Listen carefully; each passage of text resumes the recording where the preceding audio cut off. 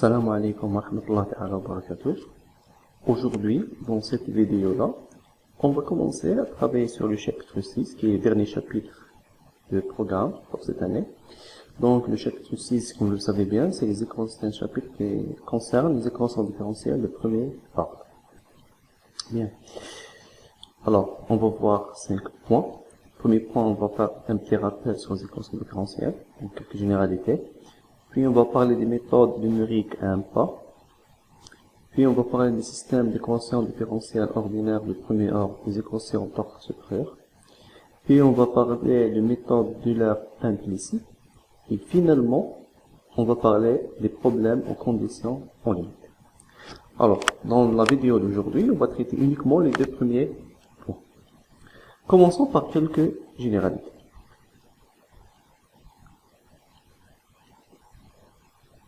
Alors, une équation différentielle ordinaire, ce qu'on appelle EDO, est une équation exprimée sous la forme d'une relation qu'on peut l'écrire de cette façon.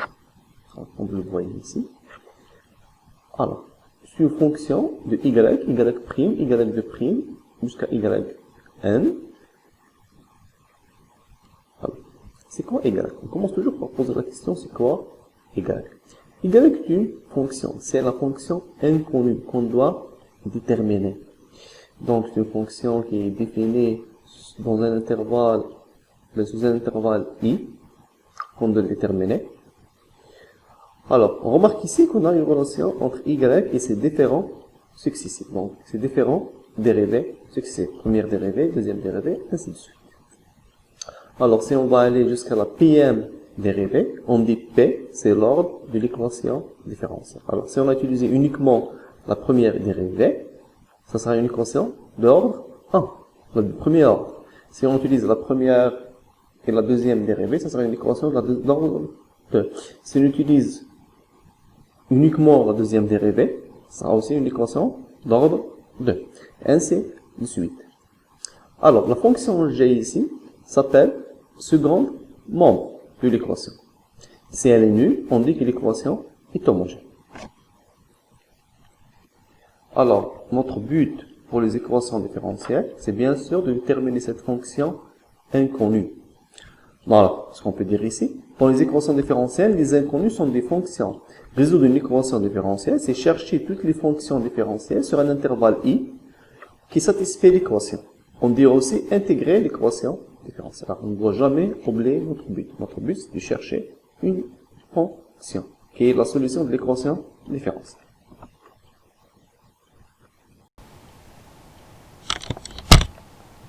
Donc, parlons maintenant de la notion de condition initiale.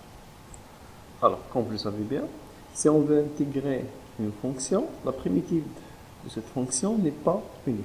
Par exemple, si on a le polynôme 4x plus 3, sa primitive est 2x carré plus 3x plus c, avec c une constante quelconque. Pour cette raison, je peux dire qu'une équation différentielle ordinaire admet généralement une infinité de solutions. Alors, pour sélectionner quelques-unes, ou parfois uniquement une seule solution, je dois imposer une condition supplémentaire. Cette condition n'est rien d'autre que la valeur de la fonction cherchée dans un point de l'intervalle i. Cette valeur concerne le premier point, donc le début de l'intervalle, ou bien ce qu'on note en général y de t0, c'est-à-dire la valeur de la fonction au point t0, qui est notée aussi y0. On dit que notre condition est une condition initiale. On va résumer ça. Une condition initiale, c'est une relation de type yt0 égale y0 qui impose en t0 la valeur y0 de la fonction inconnue. En pratique, sans donner une condition initiale, revient à donner le point t0 y0 par lequel doit passer le graphe de la fonction solution. Bien. Comme vous le savez bien, on peut utiliser les équations différentielles pour modéliser un problème en physique, en mécanique, en chimie, ainsi de suite. Mais on peut l'utiliser aussi pour modéliser des phénomènes qui sont un peu loin, donc des phénomènes naturels, qui sont un peu loin du domaine de la physique ou bien de la chimie. Comme le nombre d'individus d'une population à un instant T. Alors, ici vous avez un petit exemple. Alors, soit n le nombre d'individus d'une population à un instant T. La population n a un taux de naissance saisonnière.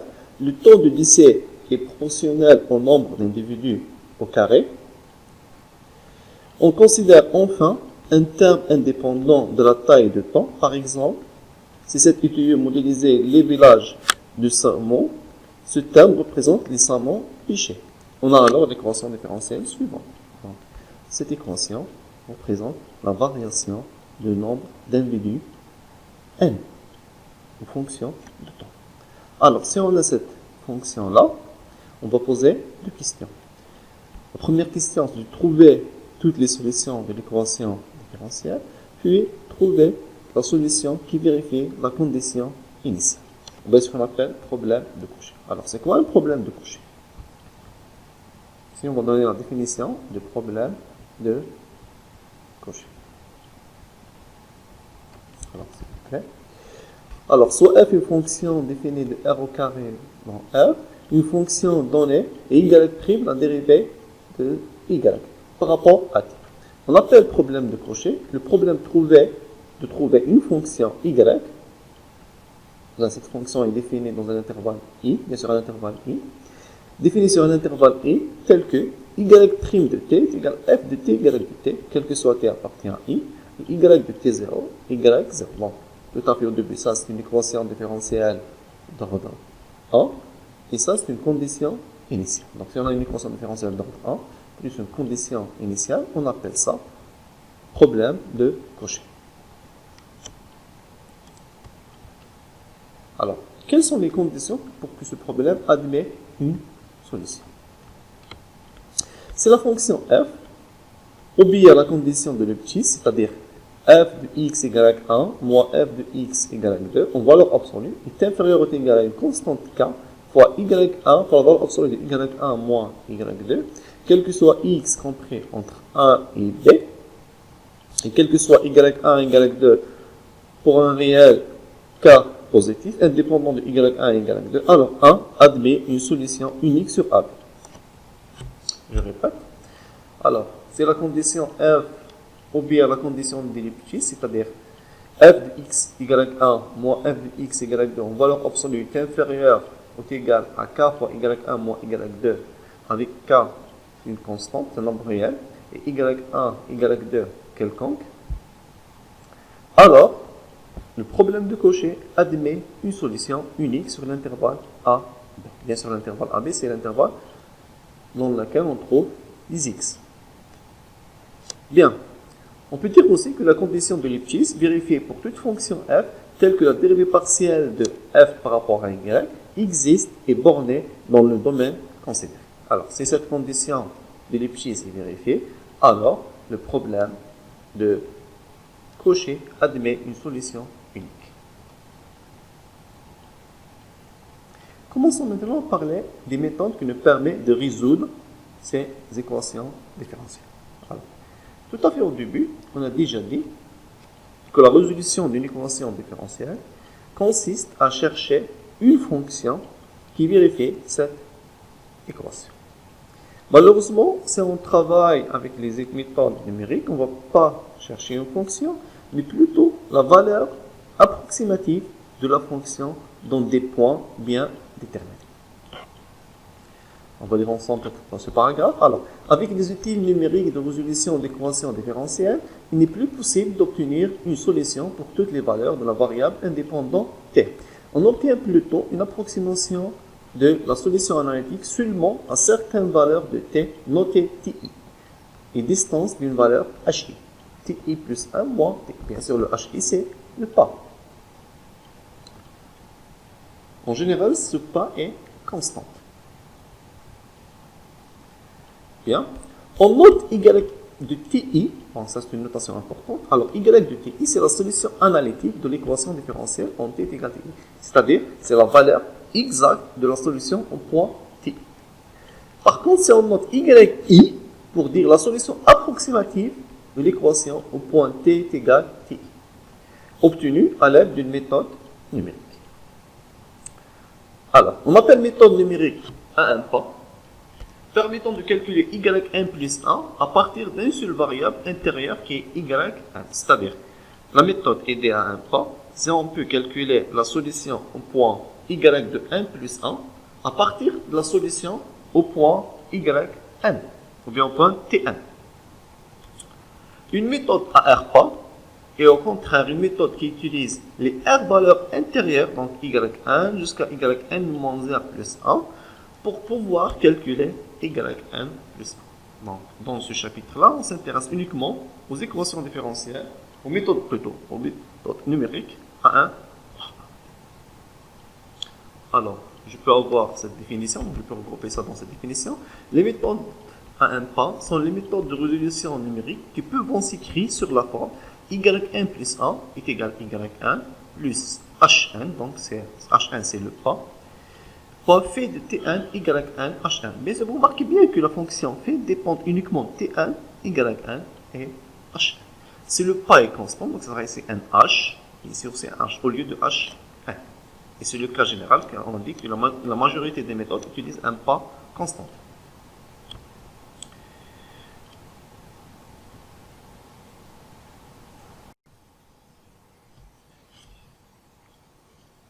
Parlons maintenant d'une méthode numérique qui peut permettre de résoudre les équations différentielles. Cette méthode est une méthode qui est très facile à manipuler, ne nécessite pas beaucoup de calcul, elle a une très belle interprétation géométrique. Malheureusement, elle a une mauvaise précision. Alors, cette méthode s'appelle la méthode Euler explicite. Donc, on doit faire la différence entre deux méthodes. Il y a une méthode qui s'appelle Euler explicite, qu'on va voir maintenant. Il y a une autre méthode qui s'appelle Euler implicite, qu'on va traiter plus tard.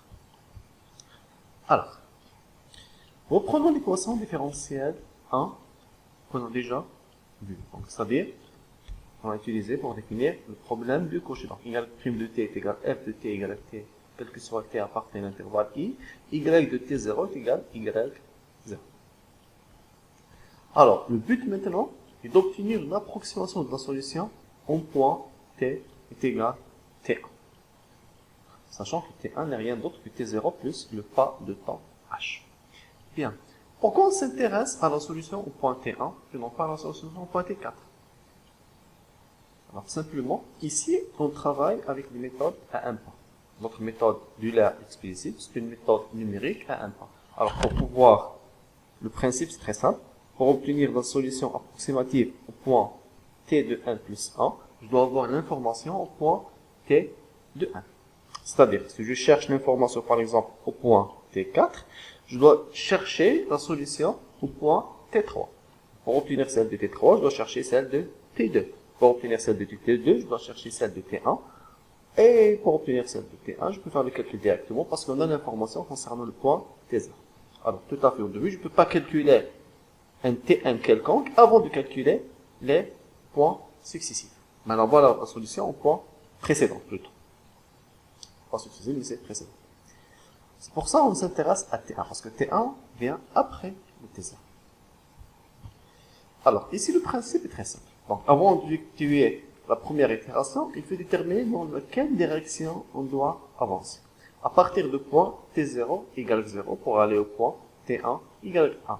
Alors, ici, le point t1 égale 1 avec cette notation représente une approximation du point t1 y de t1. Alors, n'oubliez pas, si je note y de t1, ça signifie la solution exacte, la valeur exacte de la fonction y au point t1. Par contre, si on note uniquement i1, c'est une approximation. Alors, nous n'avons pas l'équation de la courbe YT, mais on connaît que y de t0, la valeur de y0 au point t0. Plus que ça, l'équation différentielle nous donne une information supplémentaire. Alors, si je remplace ici le t par t0, ça sera y' de t0 est égal à f de t0 y de t0 est égal à f de t0 égale 0. Donc ça, je peux dire que l'équation différentielle me donne une information supplémentaire qui est la dérivée de la fonction y au point t0. Alors, en se basant sur ce principe, on va ici maintenant, donc, On peut donc maintenant suivre la droite passant par t0 égale 0 et de prendre qu'il y a un point f de t0 égale 0. Bien sûr, l'équation de cette droite, notée d0, on peut l'obtenir facilement. d0 de t, ce sera égal à 0, plus f de t0 égale 0, t moins t0. Bien sûr, f de t0 égale 0 représente la pente de cette droite. Maintenant, à partir de cette droite, je peux avoir une approximation de y au point t1. Alors, qu'est-ce que je dois faire? Il suffit ici de remplacer t par t1. On va faire d0 de t1, c'est égal à 0, plus f de t0 égale 0, t1 moins t0. Ça, c'est égal à y 0 plus. Alors, ici, le h. Le h n'est rien d'autre que la différence entre t1 et t0. N'oubliez pas, le pas h, c'est la différence entre deux points successifs. Bien. Donc, ça égale 0 plus h, f de t0 égale 0. En d'autres termes, d0 de t1 est proche de la solution analytique y de t1. C'est-à-dire, y1, qui est rien d'autre que d0 de t1, c'est une approximation de y de t1. Je peux le calculer par cette formule, y 0 plus h, f de t0 égale 0. Alors, on va essayer de comprendre ça avec un petit dessin. Alors, tout à fait, ça c'est la courbe inconnue de y qu'on doit chercher. Alors, on commence à partir de ce point qui est une donnée t0 égale 0. Maintenant, je cherche, maintenant qu'est-ce qu'on fait? On cherche ici la valeur de la fonction au point t1 égale de t1. Qu'est-ce qu'on fait pour obtenir l'approximation? On va dessiner la droite qui passe par t0 égale 0. Cette droite-là, qui a comme pente y' de t0. Donc, c'est cette droite-là. Alors, si on cherche l'approximation de la fonction point t1, ça sera ici. Donc, ça, c'est l'approximation, et ça, c'est la valeur x. Maintenant, si on s'intéresse à calculer une autre approximation au point t2, qu'est-ce qu'on va faire? De la même façon. Donc, on ne connaît pas exactement y de t1, mais nous possédons l'approximation y1 de y de t. Que signifie cette expression? C'est-à-dire, ici, si on veut chercher la valeur de la fonction au point t2, donc, déjà on a commencé avec la valeur de t1 y1 et non pas par l'information de t y1 de t. Donc, déjà on a ici une erreur. Alors, qu'est-ce qu'on va utiliser comme expression? Y 0 de t1, on ne va pas le remplacer par f de t1 y de t1, mais plutôt par f de t1 y 1. Donc, c'est l'approximation et non pas la valeur exacte. Puis, on va construire cette droite. Alors, cette droite-là, on va faire d1 à l'équation y1 plus f de t1 y1 fois t moins t1. F de t1 y1, c'est la pente de cette droite. On remarque bien, je répète, la pente ici de la droite n'est pas la valeur exacte de la fonction, mais c'est une approximation de la fonction. Et enfin, on peut avoir une estimation de y de t2. Qu'est-ce qu'on remarque? On constate que l'erreur commise à la première itération est réintroduire dans le calcul de la deuxième itération. C'est-à-dire qu'on a commencé le calcul avec une erreur. On a commencé le calcul de y2 à partir d'un calcul qui n'était pas exact, mais c'était une approximation. À la fin, qu'est-ce qu'on peut dire? Que y t2, on peut donner une approximation de y de t2, égale y2, égale à d1 de t2, c'est-à-dire y1 plus h f de t1 égale 1. Finalement, je peux résumer la méthode d'Euler dans cet algorithme. Voilà, tout à fait au début, on doit donner un tas de temps h, une condition initiale t0 égale 0, et un nombre maximal d'itérations grand N. Pour petit n varié de 0 à grand N, qu'est-ce qu'on va faire? Y de 1 plus 1, c'est y1 plus h fois f de t1 égale 1, et tn plus 1 est égal à tn plus h. À la fin, je dois écrire t1 plus 1 égale à n plus 1, et on s'arrête. Et ça, c'est l'algorithme d'Euler. Vous voyez bien que l'algorithme est très Alors, qu'est-ce qu'on peut dire? On peut dire que la valeur approximative de la fonction y au point 1 plus 1 sera égale à la valeur approximative de la fonction y au point t1 plus h fois f de t1 et y. Passons maintenant à un petit exemple.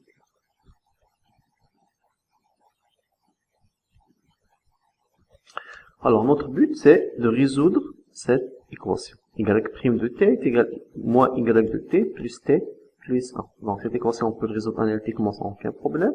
Mais ici, on va essayer d'appliquer la méthode d'Euler. Alors, on ne doit jamais oublier de mettre la condition initiale. Ici, la condition initiale, c'est y de 0 est égal à 1. Donc, t0 est égal à 0, y0 est égal à 1. On va prendre le pas h est égal à 0,1. Maintenant, une remarque qui est très importante. Si on veut utiliser cette méthode, je dois toujours écrire ma fonction sur la forme y' est égal à f de t, y. Comme est indiqué ici. Alors, dans cette situation, on peut dire que f de t, y n'est rien d'autre que moins y de t plus t plus 1, mais plus simplement, moins y plus t plus 1. On veut maintenant utiliser la méthode d'Euler pour obtenir successivement les approximations de y de 0,1, y de 0,2 et y de 0,3. C'est-à-dire ce qu'on va noter y1, y2, y3. Alors, la première itération est la suivante. y1 est égal, donc j'applique directement l'algorithme, y1 est égal à y0. Alors, pour les gens, j'ai pas mis l'algorithme, je m'excuse. Alors, y1 est égal à y0 plus h, f de t, y0. Ce qui me permet d'avoir, donc c'est 1. y0 c'est 1, je remplace sa valeur, elle est là. Plus le pas 0,1. Bien, on met ici le pas h. Maintenant, f de t0, y0. C'est moins y plus t plus 1. Moins y, 0. y0 c'est combien? C'est, donc, je dois mettre moins 1. Plus le t, donc t0, c'est combien? C'est 0. Plus, c'est 1. À la fin, si je fais le calcul, j'obtiens 1. Maintenant, pour calculer la deuxième itération, on va faire la même chose. Donc, y2, ce sera y1 plus h, f de t1, y1. Alors, le y1, c'est combien? La valeur a été calculée, plutôt on a calculé ça en approximation, c'est 1. Le pas h, c'est 0,1. Maintenant, je passe à cette fonction. Alors, n'oubliez pas, cette fonction, il est celle-ci. Vous avez moins y plus t plus 1. C'est t1, y. Je vais remplacer y par y1 et t par t1. Alors, y1 a été déjà calculé, donc c'est 1, donc ça sera ici moins 1 parce qu'on a le moins. Le t1 c'est 0,1. Et enfin, on a cette constante supplémentaire qui est 1. On fait le calcul, on aura 1,0. La même chose pour calculer y3. Alors, y3 c'est quoi? C'est y2 plus h, f de t2, y. Le y2 est déjà calculé, donc c'est 1,01. Le pas h est toujours 0,1. Maintenant, f de t2, y2, je reprends ma fonction, je remplace le y de t par y2 et t2. Alors, y2 sera remplacé ici, donc on aura moins 1,01, plus le t2, ça sera 0,2, plus la constante 1, et à la fin on aura 1,029. Passons maintenant à d'autres choses. Bien, toujours avec les méthodes à un pas, mais on voit maintenant une famille de méthodes qui nous permet d'avoir une précision beaucoup mieux que celle de la méthode de Euler. Ces méthodes-là, on appelle méthode de Runge-Kutta. Alors, méthode de Runge-Kutta, on va commencer par, tout à fait au début, par la méthode de Runge-Kutta d'ordre 2. Dans cette méthode-là, on a deux versions. Une méthode qui s'appelle Euler modifié et l'autre, c'est une méthode de point milieu. Après ça, on va passer à une méthode qui a une très grande précision, qui est la méthode de Runge-Kutta d'ordre 4. Alors, commençons par la méthode de Runge-Kutta d'ordre 4. La méthode de Runge-Kutta se base sur une autre méthode qui est la méthode de Tyler. Alors, si on s'intéresse à la méthode de Runge-Kutta d'ordre 2, elle se base sur la méthode de Tyler d'ordre 2. Si on parle de la méthode de Runge-Kutta d'ordre 4, elle se base sur la méthode de Tyler d'ordre 4. Alors, les méthodes de Tyler. Comme l'indique son nom, les méthodes de Tyler sont des méthodes qui se basent sur le développement de Tyler. Bien. Si on veut développer, utiliser notre équation 1, on va utiliser un développement de Tyler. On aura que la valeur de la fonction point T1 plus 1 n'est rien d'autre que la valeur de la fonction point T1 plus hf de T1 égale T1 plus h au carré sur 2, la dérivée partielle de f par rapport à dt plus la dérivée partielle de f par rapport à dy multiplié par f de T1 égale T1 plus le terme de l'erreur qui est grand O de h3. Cette formule pose un problème, c'est ici concernant le calcul des dérivées partielles, qui peut être dans certains cas compliqué. Alors, les mathématiciens ont essayé de développer une autre méthode qui nous permet de garder la même précision. Pour cette raison, ils ont proposé cette écriture-là. Donc, y de t1 plus 1 égale y de t1 plus a1 h f de t1 y de t1 plus a2h f de t1 plus a3h y de t1 plus a4h. Dans cette écriture, on a 4 inconnus qui sont A1, A2, A3 et A4 et qu'on doit déterminer. Pour cette raison, qu'est-ce qu'ils ont fait? Ils ont pris le dernier terme, ce terme-là. Ils ont appliqué à ce terme-là un développement de Tyler, donc le voisinage de point A3H, le voisinage de point T1 égale à T1.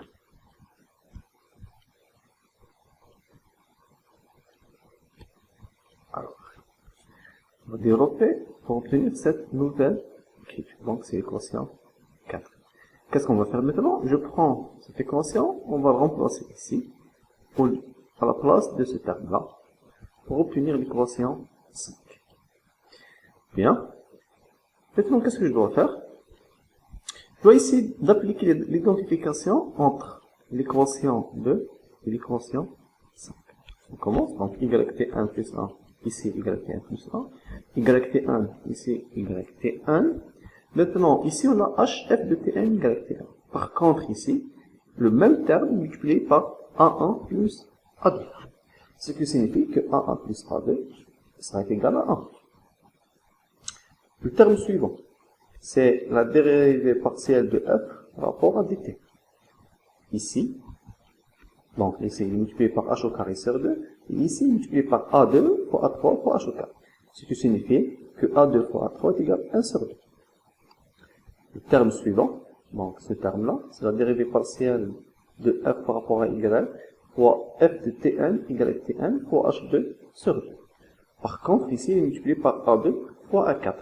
Ce qui signifie que a2 fois a4 n'est rien d'autre que 1 sur 2 f de t1 égale à t1. À la fin, on obtient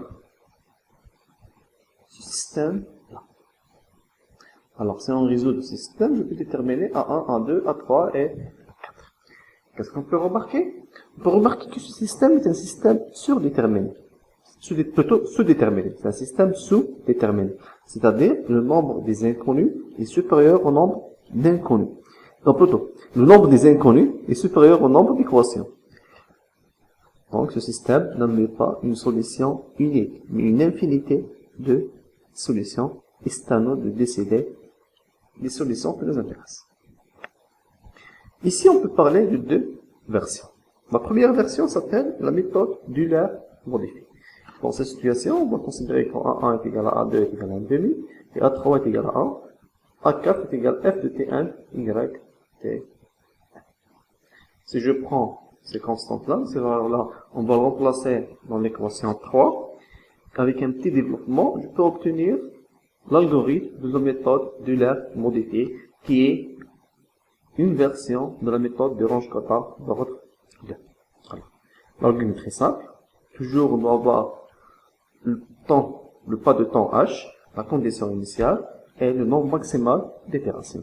Maintenant, pour petit n varié de 0 à grand n, on va calculer ce terme-là intermédiaire qui est y chapeau. Donc, y chapeau sera yn plus hf t1 yn. Maintenant, on va calculer la valeur de y à l'instant n plus 1. Ce sera yn plus h sur 2 f de t1 égale 1 plus f de t1 plus 1 y chapeau.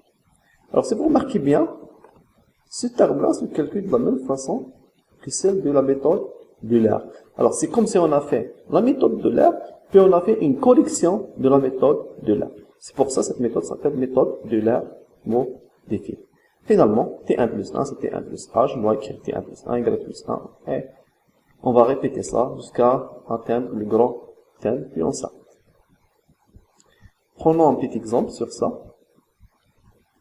Je prends toujours ma fonction. Donc, mon équation différentielle, ici, c'est pas 0, c'est y' de t, qui est également y' plus t plus 1. Et la condition initiale, y de 0 est égal à 1. On va choisir le pas de temps qui est égal à h, c'est 0,1. Donc, le temps du temps h qui est égal à 0,1. Maintenant, on va commencer à faire la première itération. Bon, tout à fait au début, on va commencer par calculer le y chapeau. Ce sera 1 plus 0,1 fois moins 1 plus 0 plus 1 est égal à 1. Donc, on va le calculer avec la même façon qu'on a utilisé pour obtenir celle de Euler. La deuxième étape, c'est de calculer directement y1 en utilisant la forme de puissance. C'est-à-dire y1 est égal à y chapeau, celui-là, plus h sur 2, multiplié par f de t1 égale 1, donc c'est cette quantité, moins 1 plus 0 plus 1, plus f de t1 plus 1 égale 1, y chapeau. Pour ça, on va ici moins 1, pour ça c'est de t1 plus 1, c'est la constante 1. À la fin, on aura 1,005. Maintenant, si je passe à la deuxième itération, de la même façon, je commence par calculer y chapeau, qui est rien d'autre que y1, donc c'est la valeur précédente, c'est cette valeur-là, plus 0,1 fois moins y1, donc c'est moins y1, plus t1 plus 1. On trouve 1,0145. Enfin, on passe à la correction, donc pour obtenir y2, ça sera y chapeau. Non, c'est pas y chapeau, c'est y1 ici plutôt. C'est y1 plus 0h sur 2 multiplié par f de t1 y1 plus f de t1 plus 1 y chapeau. Alors, remarquez ici, vous avez y1, 0,1, c'est le h, t1 plutôt, c'est t de 1. Ici, c'est la constante 1. Maintenant, ici, vous avez y chapeau plus t2 plus 1. Et à la fin, on aura 1,0, ça c'est combien? C'est 19 025. Alors, un petit rappel de l'algorithme de l'Euler modifié. Passons maintenant à la dernière méthode. Plutôt, avant de faire le reste du travail, une deuxième méthode, une deuxième version de la méthode de Runge-Kutta 2, qui est très utilisée, et qu'on appelle la méthode de point milieu. Alors, dans cette méthode-là, on va considérer que A0, c'est 0, A2, c'est 1, A3, entre les deux, donc c'est 1,5, et A4, c'est f de t1 égale t1 sur 2. Alors, je prends ces coefficients-là, on va le mettre dans l'équation précédente pour avoir enfin notre nouvel algorithme. Alors que des algorithmes, comme les autres, on commence par fixer le point de temps, la condition initiale, le nombre d'itérations grand N. Pour petit n varie de 0 jusqu'à grand N, on commence par calculer ce terme-là qu'on a noté K1, c'est rien d'autre que hf de t1 égale 1. Puis on aura y de 1 plus 1, c'est y1 plus h fois f de t1 plus h sur 2, y1 plus k1 sur 2. Cette méthode s'appelle la méthode de point milieu parce que ici on va évoluer la fonction 1 entre t1 et t1 plus 1. C'est-à-dire en un instant t1 plus h sur 2. Si on a mis t1 plus a, c'est-à-dire le point t1 plus 1. Là seulement à partir de cette évolution de f à ce point-là. On écrit t1 plus 1 égale t1 plus h, on écrit les valeurs obtenues, et on va répéter ça jusqu'à obtenir le grand thème, puis on s'arrête.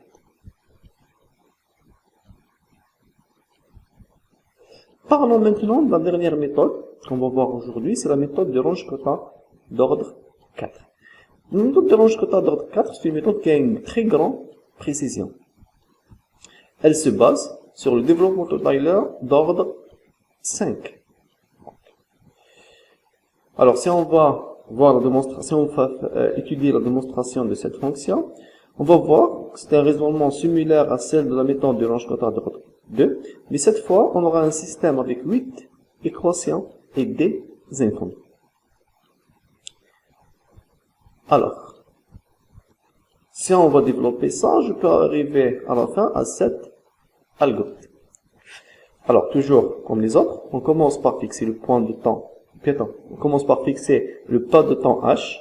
La condition initiale est le nombre d'itérations grand N. Alors, pour petit n varie de 0 à grand N, qu'est-ce qu'on va faire? On commence par calculer K1, qui est hf de T1 égale N. Alors, si vous remarquez, c'est le même K1, donc c'est la même façon de calculer K1 dans la méthode de point milieu. Puis, je passe à K2, qui est h de f T1 plus h sur 2, y1 plus K1 sur 2. Je passe à K3, hf de T1 plus h sur 2, yn K2 sur 2. Puis, je calcule K4. Et enfin, on va calculer y1 plus 1 par cette formule. Donc, c'est y1 plus 1 sur 6, K1 plus 2K2 plus 2K3 plus K4. Alors, si vous remarquez ici, coefficient de K1 c'est 1, coefficient de 2, puis de K3 c'est 2, de K4 c'est 1. Si on fait leur somme, on trouve 6. C'est pour ça, peut-être on a 1 sur 6. Alors, finalement, on a T1 plus 1 qui égale T1 plus H. On va répéter ça jusqu'à arriver au point grand T. Alors, on va essayer d'appliquer ça rapidement. Toujours avec la même équation différentielle qu'on a déjà vue. On va faire ici uniquement la première itération. Je commence par calculer K1, K2, K3, et enfin on va calculer K4. Finalement, ça sera Y0, donc Y1 c'est Y0, plus 1 sur 6, les autres, alors on peut obtenir 7 valeurs. Alors ici, on doit corriger, c'est pas 1, mais c'est 1 sur 6. Alors,